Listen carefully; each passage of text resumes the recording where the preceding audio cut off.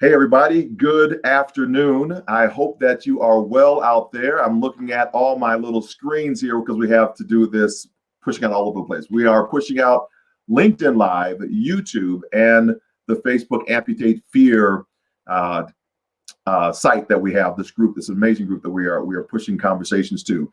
So as you come in, just come on in, make yourself at home, make yourself in the living room, go over, play the piano if you want to, sit on the couch, just make yourself at home, get yourself some popcorn. Just come on in the room, grab yourself a cup of coffee. If it's that in the afternoon, you need a little pick me up. I know that if you are in Colorado, where I am, you're probably just trying to wake up from a nap because I was waking up from a nap as we drove back over from the Western Slope. I had a presentation yesterday, a presentation that was live, in person, in audience. Can you believe that? And then it was like a hybrid. So we did that presentation for a group of HR professionals. So we drove over. It was a beautiful drive over to the other side of Colorado. We went to Aspen. All the aspen leaves are changing right now, and we saw 2 bighorn sheep jump across the road. That was crazy. I mean, I felt like a mountain goat up there as well on all those dangerous highway over Independence Pass. If you're on the East Coast, you're probably just shutting down your day and getting things saying, "Thank the Lord, this day is done."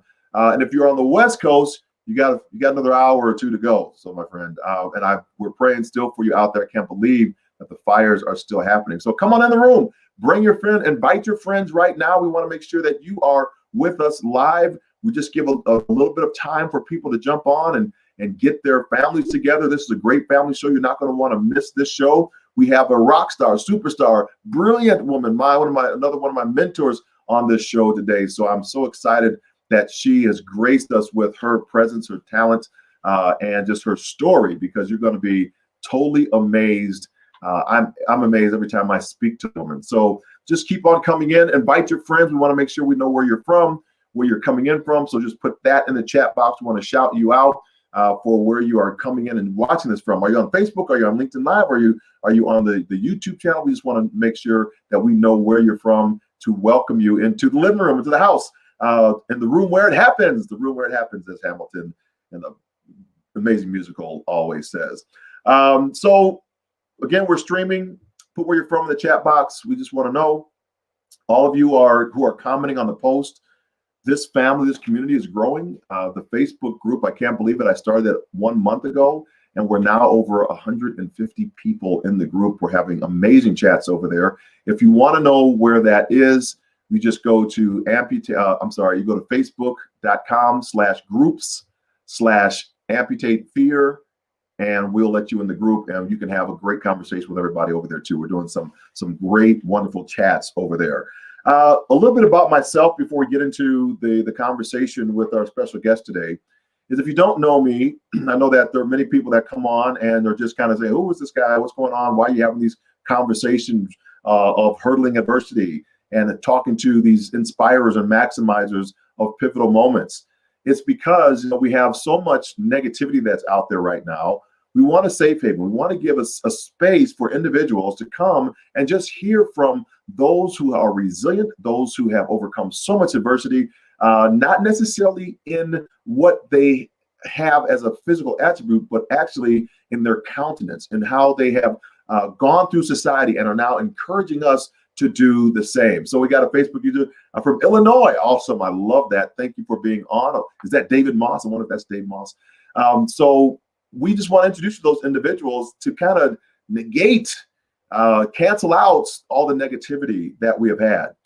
So why do I lead this discussion? It's because at 5:29 in the afternoon on May the 17th, 1994, I was ranked as one of the fastest hurdlers in our country. A misstep over hurdle caused a dislocation to my left knee, a disruption to my popliteal artery, and 7 days later left with a choice: either keep my limb and use a walker or a wheelchair for the rest of my life, or choose an amputation and use a prosthesis for the rest of my life. So you can imagine, life has changed with one wrong step, and I am thrust into this amazing community of disability, having known nothing about it except for what I saw, in school when I was growing up with the other kids, right? So I was a part of the cool kids class, or actually I was kind of ostracized because I played cello on one side. So I was ostracized by the sports kids, and then the sports, the celloists and all the orchestra people thought I was a jock. So I never got aligned right. I never fit in my box. So that's all about what it is how do we adjust, how do we shift to a new normal mindset, to embrace the things that really advance us, advance our lives so that we can live better tomorrow than we are today. So once again, put in the chat box where you're from. I want to know. We have a Facebook user. I'll just put that person up and just say hello to that individual from Illinois right there. As I see it, we don't have Facebook, but thanks for being on. All right. So let's get ready to get started here with this, our great guest that is on today. And please feel free to ask any questions. If you know the individual, just shout out the one of the greatest shows that she was on. I love this Sky show. She was on the show. If you know what show it was, put that in the chat box. I'd love to see what is right there. But this person has been an influencer in my life for a very long time, and I have come to just love her with all my heart. And the reason for that is because she's just real, and she tells it like it is.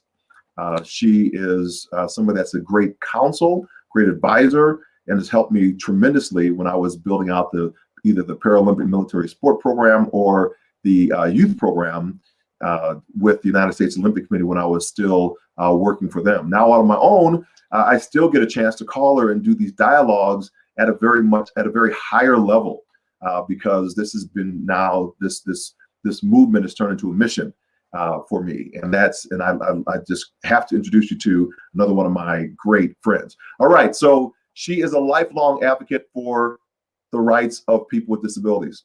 She contracted polio in 1949 in Brooklyn, New York, and began to use a wheelchair for her mobility. But now she has a memoir. Her memoir is called Being Human, an unrepentant memoir of a disability rights activist. So she gets this memoir written, and it's so powerful that Trevor Noah show calls her up and says, "We got to get you on." I find that fascinating.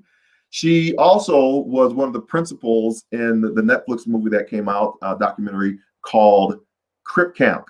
So if you didn't see that on Netflix, you need to check that out.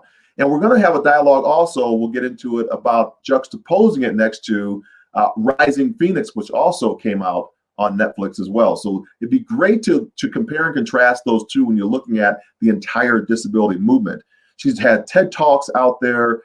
She's a senior fellow at the Ford Foundation from 2017 to 2019. She wrote Roadmap for Inclusion, Changing the Face of Disability in the Media, all these things. So please, without further ado, please welcome my great friend, Judith Heumann. Judy, thank you so much for being on. Hi, thank you so much for inviting me. Hi, everybody. So you can see, I love the colors, just love being at your house. It's so great. So, this month, let's just kind of start out here. Of course, it's October the 1st, and this is Disability Employment Awareness Month. Why is this month so important to be recognized? So first, for the audience, I am a 72-year-old white woman with brown short hair, and I've got glasses, and I'm wearing a blouse, which is kind of like squares, and there in the squares they're beige and kind of rust brown with different and blue, and I'm in the foyer of our apartment. So there are lots of photos, family photos, and then you can look in our dining room where I have a nice tablecloth of browns and beiges and plants. And so National Disability Employment Awareness. I want to pause right there because you just did something, right? So for those that are on, why did you just describe yourself? Because blind and low vision people don't get to understand what we look like and where we are.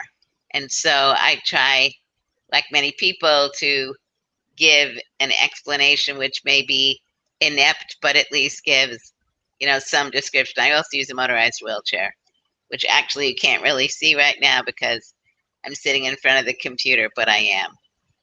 And John is a handsome black dude with short hair, kind of gray and brown, and he's wearing a really nice shirt, I guess like a sweater shirt, which is gray, and I think there's black around the nape of the neck and under his arm, and it's got the JR initial for John Register. It's a really nice logo.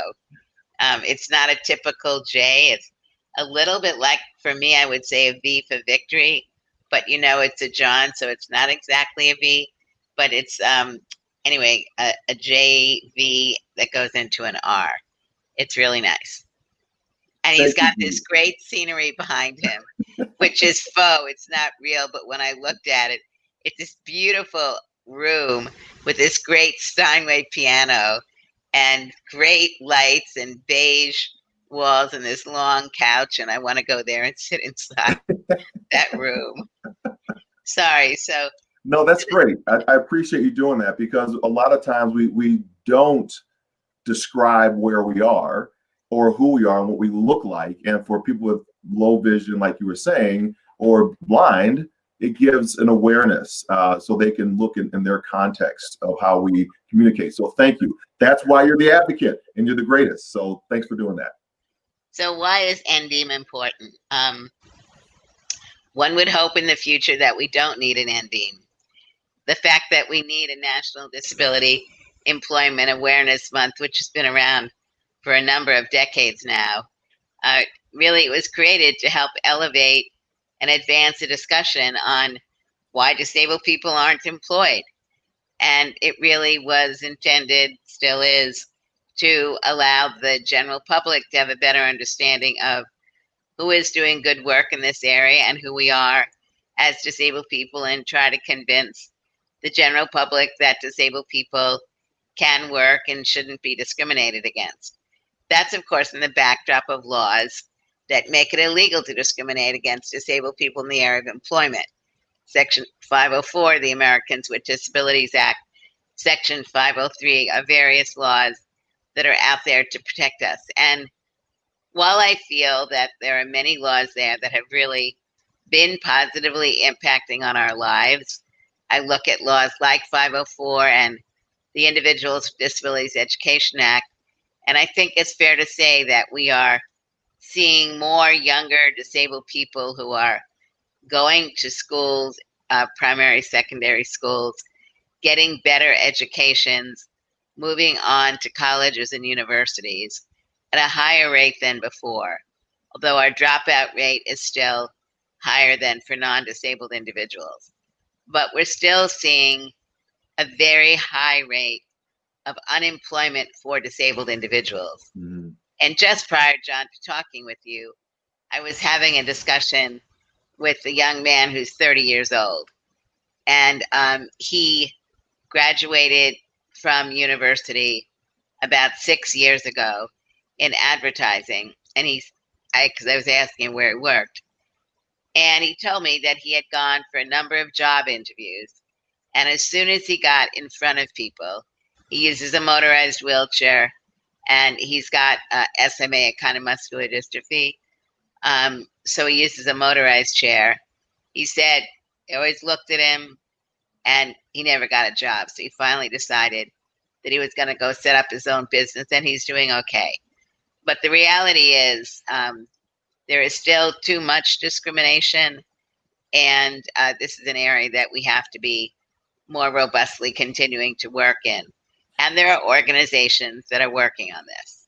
Do you think, going back to your example with the gentleman who's 30 years old and he's about 6 years, he has a degree, he's competent, he's capable, he can show up to a job interview on time in his motorized chair. He knows he's competent enough to at least do that, right? Do you think him not being hired and now working for himself, self-employed, do you think he's kind of out with the disability to show his capability, or is he kind of behind the lens, behind the veil, behind the camera, because we don't need to really see him in order to understand that his work is palpable and powerful?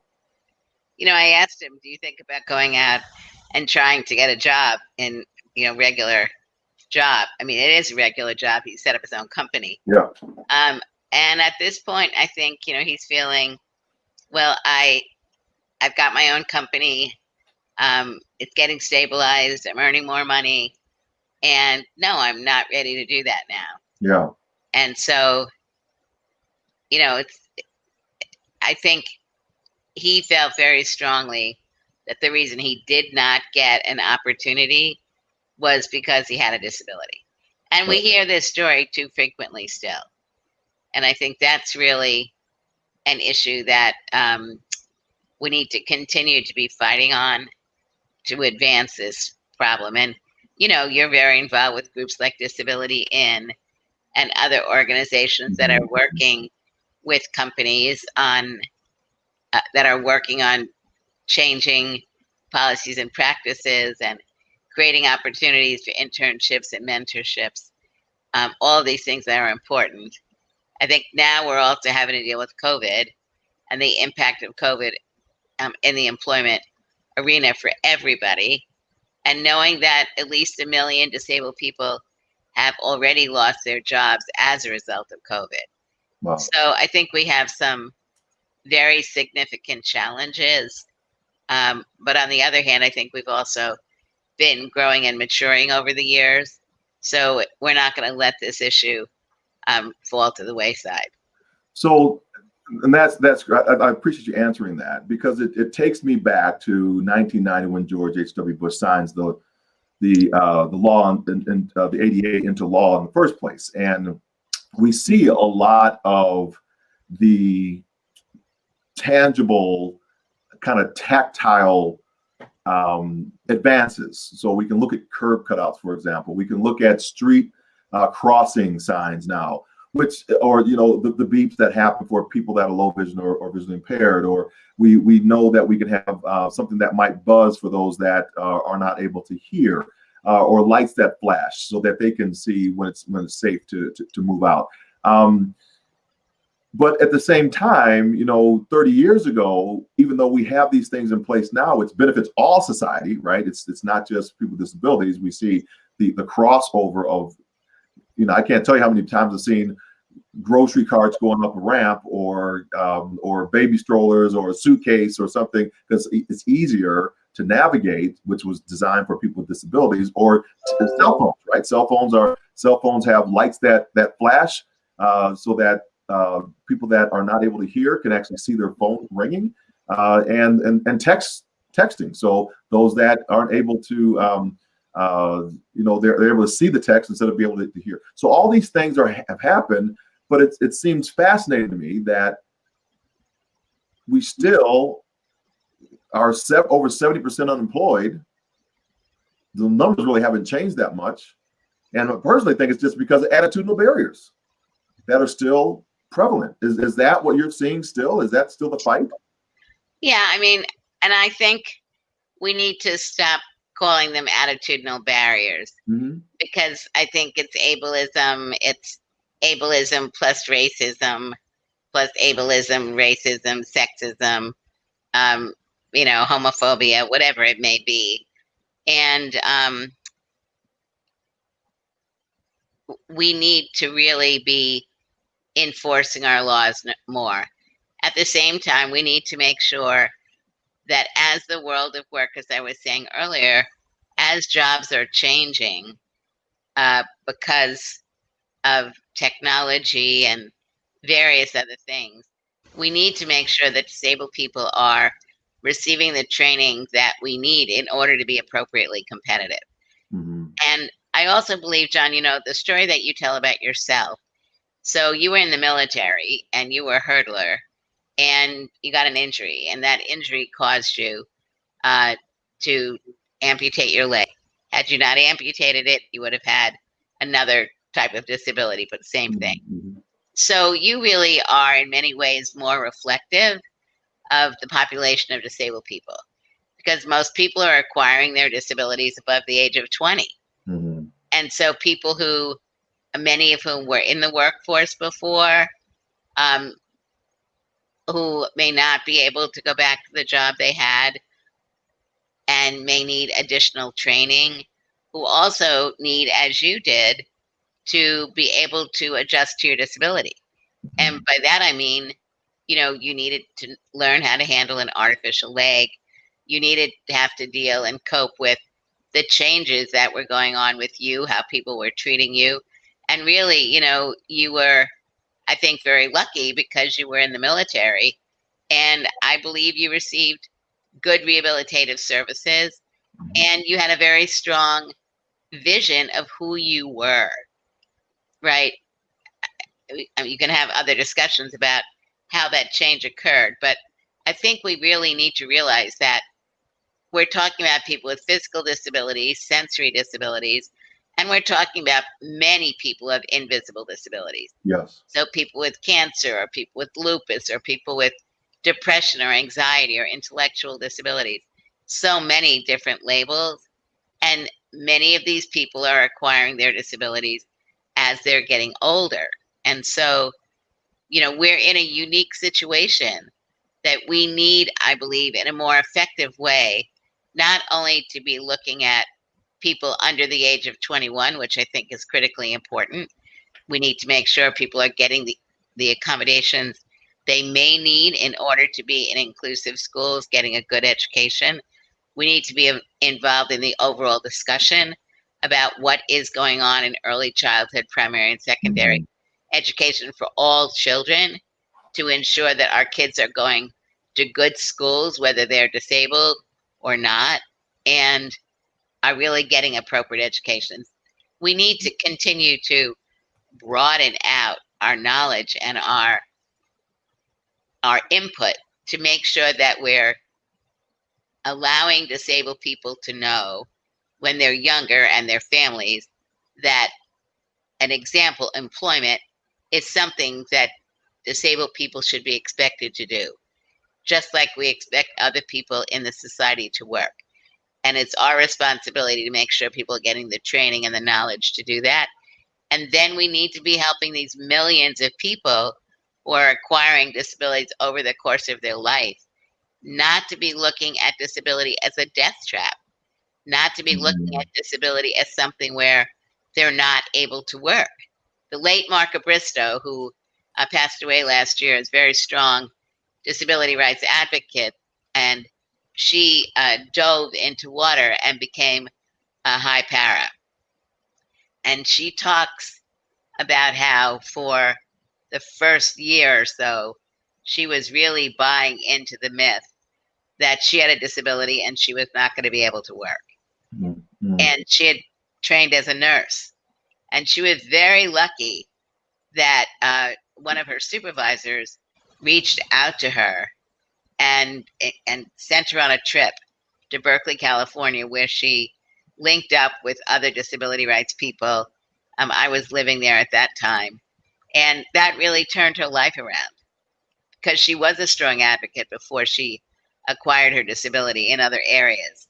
But had she not had that experience of meeting other disabled people who were very active, and really she saw what was possible, she may never have turned out to be the woman that she ultimately was. Yeah, I think that it's definitely true from when I've shared or I've seen with other military service members who acquired a disability later on, and there is a strong sense of who a person was prior to their loss of whatever we think is a loss, right? And but sometimes it's a gain.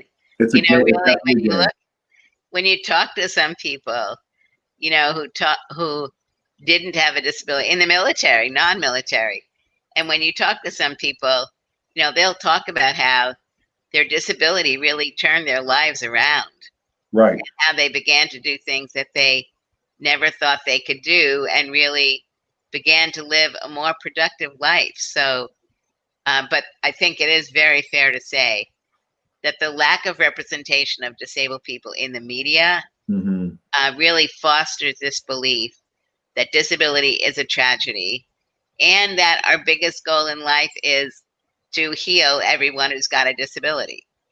That's, we're going to get rid of it someday, which ain't going to happen. It's not going to happen.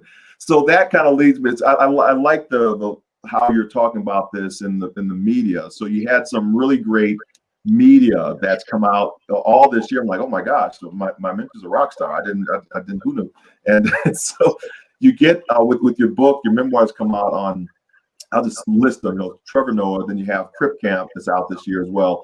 And then not the other one, but that you're not in, but Rising Phoenix also came out this year on kind of Tatiana's McFadden story. So I want to kind of go first of all, kind of start with the middle, and then kind of go back to Trevor Noah, and then kind of jump to juxtaposing these two.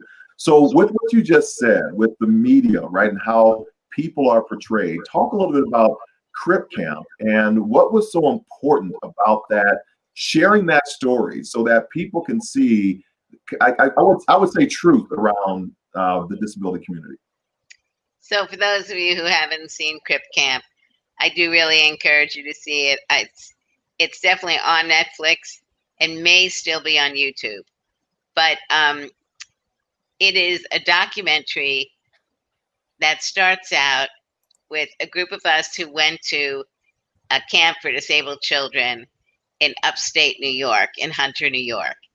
And it basically spends a fair amount of time in the film showing and learning from and listening to young disabled people who are basically exploring who they are and having some very important discussions about having a disability and the need for independence and not to be overprotected. But then it follows the lives of a number of people in the camp as we move forward.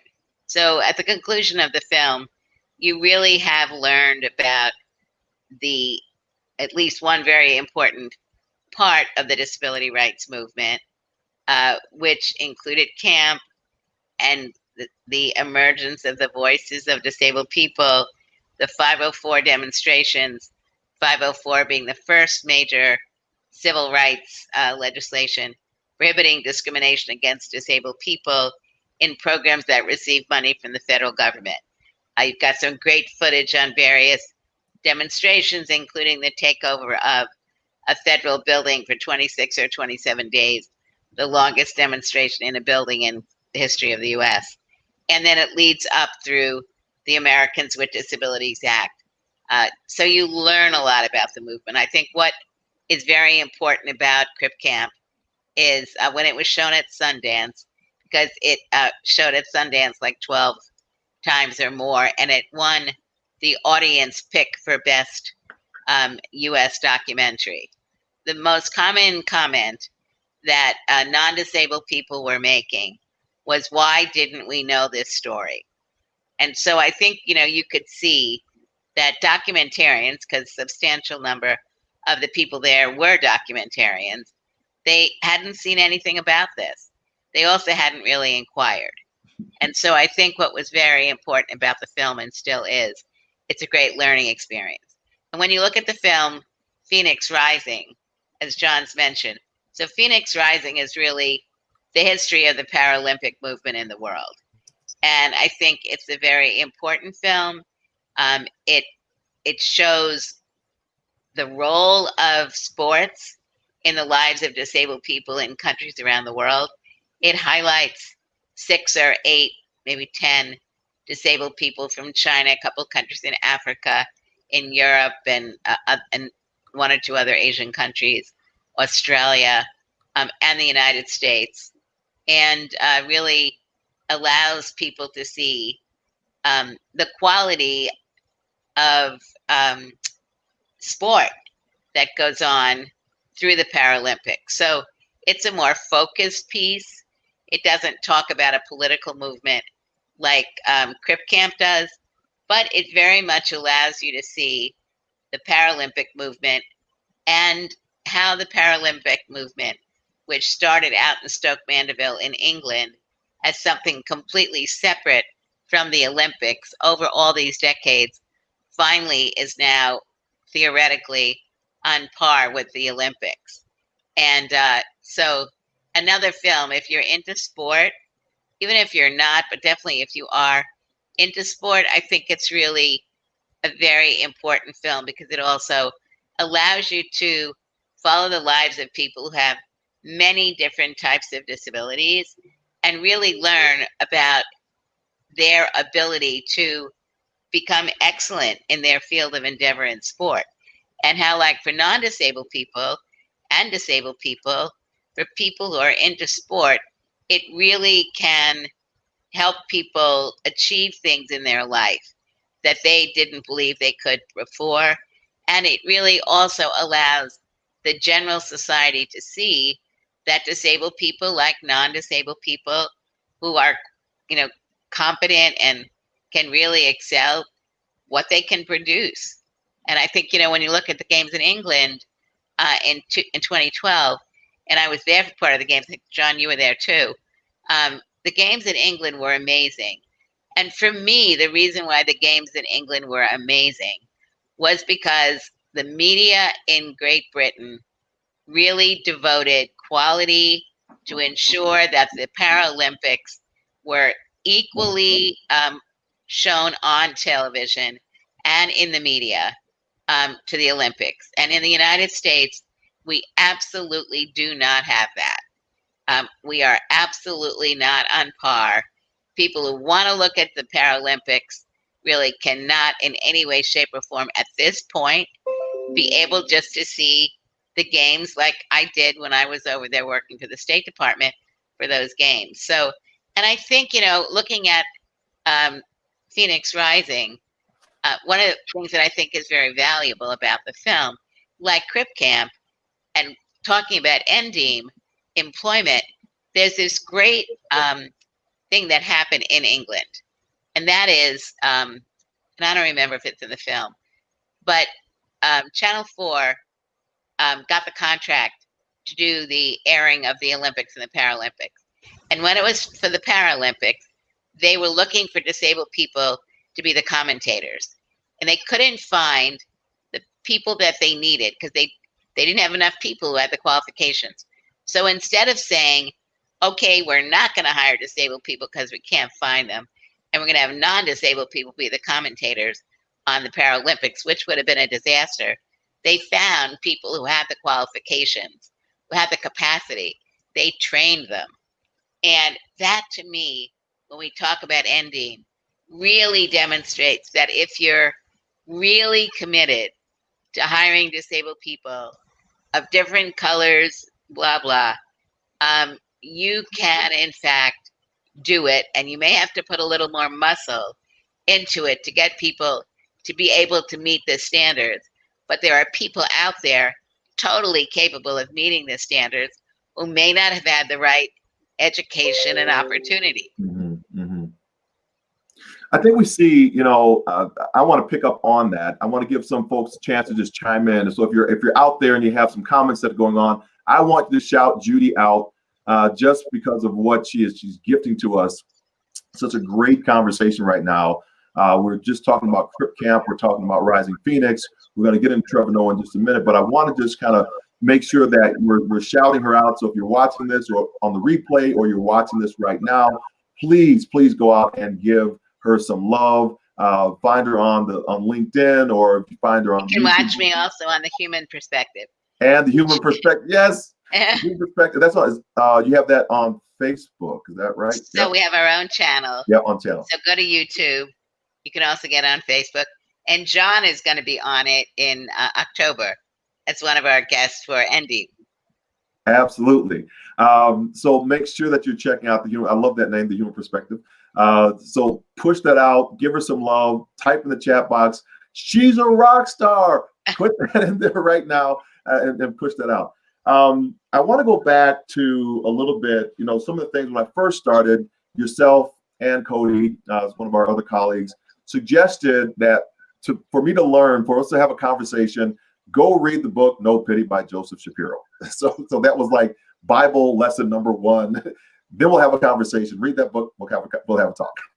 So that's what I did. And I came back, and one of the questions that I really struggled with was this whole idea So we have Crip Camp, we have Super Crips, and then these Super Crips are kind of what I saw the disability movement showcasing as Rising Phoenix. These individuals that are doing incredible work, but getting labeled as kind of superhuman. And we kind of see a theme like that in the movie. How do we kind of rectify and kind of justify or explain that people can live a life and choose to do what they're doing without getting either labeled by the disability community or outside the disability community saying that these folks are superhuman? You know, I feel like I feel like I'm so happy that we have great Paralympians, just like I'm so happy that we have great Olympians and great baseball players and basketball players and whatever. It ain't me, but I think it's wonderful to have it. And I think, you know, we shouldn't have to label people in a way that, you know, I think we need to appreciate that people can make contributions in many ways. And the point that you don't have to be an Olympian or a Paralympian to be a meaningful contributory member of society. I think that's really the point, that not all non-disabled people are going to be excellent basketball players or football players or soccer players or win swimming or gymnastics. You know, it really is the exceptional people that are able to, and exceptional not only personally, but get the financial support and everything else that they need to be able to excel. So we want to make sure that we have an equivalent group of disabled people who in fact can be seen as great Paralympians. We also want people to see that we cut across the spectrum. We can be doctors and we can be taxi drivers and we can, you know, work in hotels and we can work in stores and we can do technology. We can be all these things. And in many ways, for disabled individuals, there are barriers that limit our ability to do that. And those barriers can be discrimination on the part of an employer. They also can be lack of transportation to get to a job, lack of personal assistance to be able to get up out of bed, get dressed, and get out of the house on time. It could be lack of sign language interpreting, lack of, I mean, you know, one thing we've learned from COVID is that employers can be very flexible, that there are ways to do things that nobody ever thought could happen, that we've been forced to make happen. And while I certainly do not want the world of work in the future to be the way it is today, I really do want us to be learning about what we have been able to do in this new environment. And it doesn't just help disabled individuals. Right. It helps companies in many ways. It helps non-disabled individuals with children or family members that they may have responsibility for, whatever it may be. So I think we need to think about, well, we talk broadly about universal design. Things that benefit disabled individuals don't just benefit disabled people, they benefit the society overall. And so some of the outcomes from COVID around employment, I think, really will and are allowing employers to see that they can and must continue to do things differently. I love that answer. And I'm writing furiously over here, as I always do when I talk to you. I could go on and on with this. I do want to get to the piece that we have with Trevor, but I got to ask you, or just kind of follow on to your statement, you know, kind of with the universal design and take it out from just the bricks and mortar and really looking into the tactics that we're seeing now with going back to your friend again, who could not get employed. And he is now working his own business from home and starting to do very well. So loss for that company, absolutely for sure. At the same time, we began hearing, you know, last year, not last year, but when I was in the workforce, you know, we really don't want people telecommuting. We really don't want people working from home because we'll not be productive enough. We need to keep people in the brick and mortar, in the shops, and because we want to make sure that we have the team environment. And now we're forced to be at home, and we're finding out that, well, that really wasn't true. I mean, I have to say we can be adaptable. Yeah, I have to say for myself, I really think we need to look at a hybrid. I don't think it's an either or. And I Right. really am one person who does believe that it's really valuable to be in the same space, not all the time necessarily, but frequently, because I do think that, and from a disability perspective, um, have the ability to be in the work environment with others also allows people to learn about us, Yes. just like they're learning about other people. If we're never at the office and other people are at the office, people don't have to think about the accommodations that we might need in a positive way. But Hmm. most importantly, people don't get to know you and they don't get to know me. They don't get to know what they might like about us or not like about us, or the way we can add to a team, or how we can go to another office and ask how people are and be concerned about families and various things. So, I believe we have to make the best out of the situation that we're in now, for however long it's going to be, excuse me. Sure. Um, at the same time, we need to learn to be flexible, and that it shouldn't be like people were thinking about pre-COVID. Wouldn't it be great if most disabled people could work out of their homes? And for me, no, that's not my objective. My objective is, if a disabled person like others need to work out of their home all the time or sometime, we need to be flexible to see how to do that so they can perform a meaningful job. On the other hand, we don't want to relegate people to their homes. That's right. I love that. I mean, so it gets back again with the whole universal concept. If I'm doing something for one, I should be doing it for all, and not Exactly. you're not doing it. Yeah. And that's I'm going to give a plug to the United States Olympic and Paralympic Museum, because it is a phenomenal universal design concept. I mean, even when you come in, you get a little notepad, not a pad, but it's like a little digital card, and when it comes up, it registers you as a user, but you can select how you want to experience the museum. So if you have low vision and you want to increase the font, or you want the audio described, you can get that. And as you move through the museum, you are able to experience each exhibit like everyone else.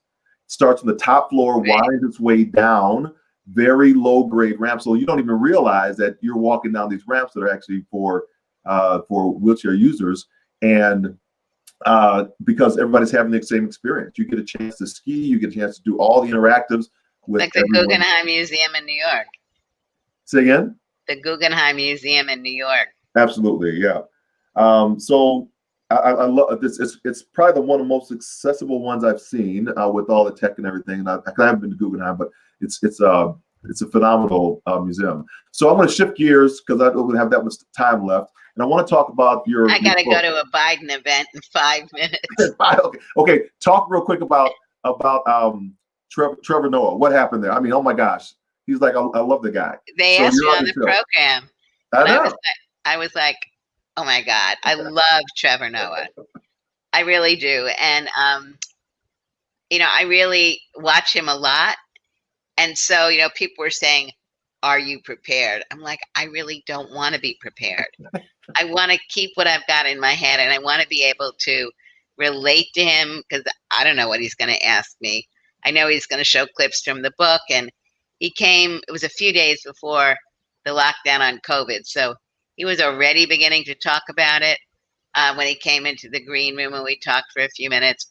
But, he's a really brilliant, dynamic man. And it was an honor for me to be on the program with him. And you can go back and look at it. It's on YouTube. Trevor Noah, March 4th, which is the day that it was filmed. And there was a 10-minute piece, and then they edit the 10-minute piece and put it into the 30-minute program. So there's a 10-minute piece, and then about 5, 6, 7 minutes. But one of the parts of the discussion was he used the term able-bodied. Mm-hmm. And I don't like the word able-bodied, because it implies that those of us who have disabilities are not able. And I don't know what the hell the word able means anyway. But to me, it's a slam against disability. To me, disability is a normal part of life. It's a part of who I am. I'm proud of who I am. So when he used the word able-bodied, I thought, oh my God, what can I do? And then I said to him, you know, you're temporarily able-bodied. I said, I don't like the word able-bodied. I call you temporarily able-bodied. And he said to me, are you threatening me? Right. And I thought, very interesting. And I said, I guess I am. And I hope someday I get to talk to him again, because I think that's what people feel about disability. And I don't think he meant it in a negative way at all. I mean, he was just being genuine. And I think that to me was the most authentic thing that I've been in a discussion around. I am not threatening you because I don't see disability as a threat. And I think really when we talk about employment and we talk about hiring managers and we talk about this young man that I was speaking about who couldn't get a job, who represents many other people, it's because people believe, what if you can't do a good job and we have to fire you and you're a disabled person? Mhm. How are we going to do that? Instead of, we do our best job in hiring people, looking at their qualifications, looking at what we need to do, as I was saying earlier, to nurture an individual if you believe they really have capacity. Yeah. And you really try to get them to be able, I mean, ideally, you want people who are qualified for the jobs and get hired for their qualifications. But you are also, in bigger companies for sure, looking at opportunities to bring people in and promote people. Mm-hmm. And I think that's something we have to be concerned about and work on. So I was honored and proud to be on his program.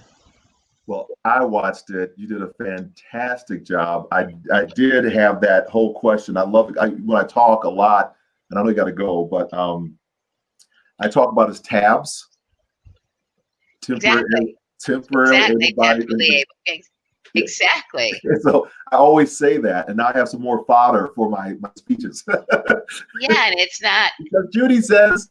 I mean, it's been a word that we've used forever. Yeah. Because it's true. And really, if people could see it as something that may impact their life, it means that they will be able to be better advocates for themselves. Mm-hmm. Because the general public needs to be involved in what's going on in our cities, in our towns, in rural areas.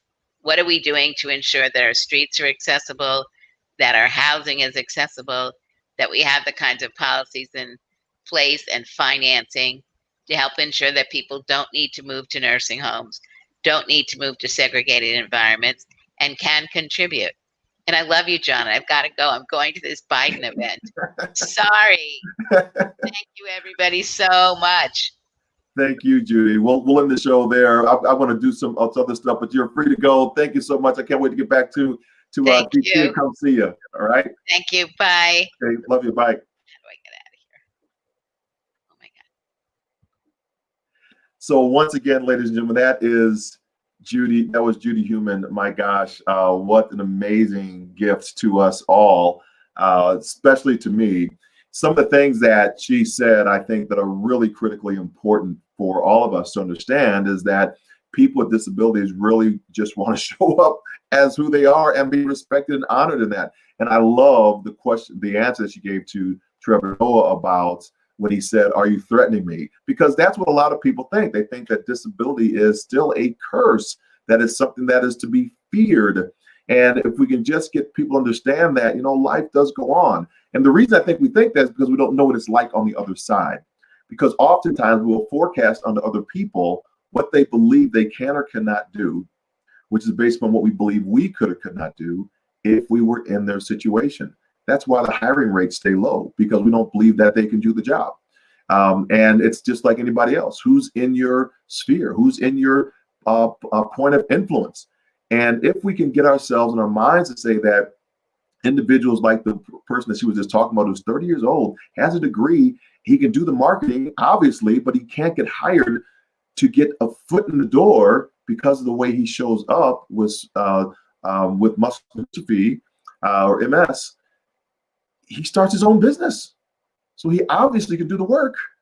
And we're obviously paying him to do the work that we won't hire him to do because he shows up at our office. And that's the great challenge. I know that we have a great friend of ours, Ted Kennedy Jr. always talks about the next frontier is employment. And I think he's right on that it's employment, but also we still have what I always say is attitudinal barriers, but I'm going to start using that term now, ableism, because Judy told me to, if you got that in there, because that's what it is. We need to look at people's abilities and what is possible, what is capable for other individuals. So there we have it. We had a great show today. Go back, rewind the tape.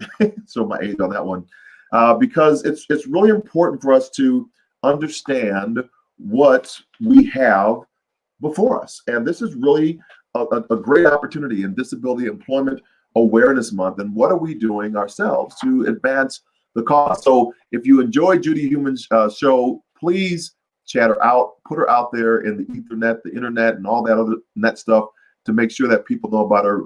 Please forward this program on to other individuals, because I think it's really important for folks to hear and understand. Okay, what do we have? I'm looking at my notes right now to make sure I'm doing good. So we have what's coming up. We have NDEEM. So that's this month is National Disability Employment Awareness Month. Next week, I will be out. I can't believe it. I think it's next week. I'm going to be out in San Diego for another quasi in-person hybrid event for veterans in business. I'll be doing a keynote address out there and in a nice kind of removed room, and we'll have a nice camera shoot. So hopefully get a chance you can sign up for that. The second thing I'm going to say is we have the conference that's going to be coming up next week. I'll be speaking for another conference, kind of kind of a corporate environment. I'll give you the notes on that so we can all have a chance to kind of check in on that one. Next week, I'll have a guest on two. We'll get a two for next week because we're going to go international. The last place I went internationally was the United Arab Emirates. And I met a young lady there. My wife and I met her. We just fell in love with her. She was just great. She is doing a lot of work with people with autism. So we have the lovely Miss Sharifa Yatim. Sharifa Yatim will be my guest at another start time. We'll start that one at about 10:12 in the afternoon. So she's not up too late over in the UAE. She'll be on live with us at 10:12 in the afternoon. That's Mountain Time, so 12:12 your time on the East Coast. And then we're going to have another disability rights advocate, another mentor of mine, John Kemp, who is running the Discardi Foundation out on Long Island. And so he'll be on at the regular time. So we have two guests next week again, Sharifa Yatim from the United Arab Emirates and John Kemp on the Discardi Center on Long Island. So make sure you're tuned in for that. Set your dial, set your dial and your timer for that one. Join our Facebook group, which again is www.facebook.com/groups with an S/amputate fear. And we'll be having dialogues over there. And remember, 10 Power Stories to Impact Any Leader is still out there on Kindle. Go get it. It is a great kind of not about my stories, even though I share some of my stories in the book, 10 of my stories. It's really about your stories that you get by journaling your way to leadership success. All right. We'll be back here once again next week. Go forth and inspire your world. Go is your command. Forth is your direction. Inspire, that is your vocation. This is your DNA. It's personal to you. World, this is your sphere of influence. My name is John Register. See you back here next week on Hurdlers of Adversity, Inspirers and Maximizers of Pivotal Moments. Bye for now.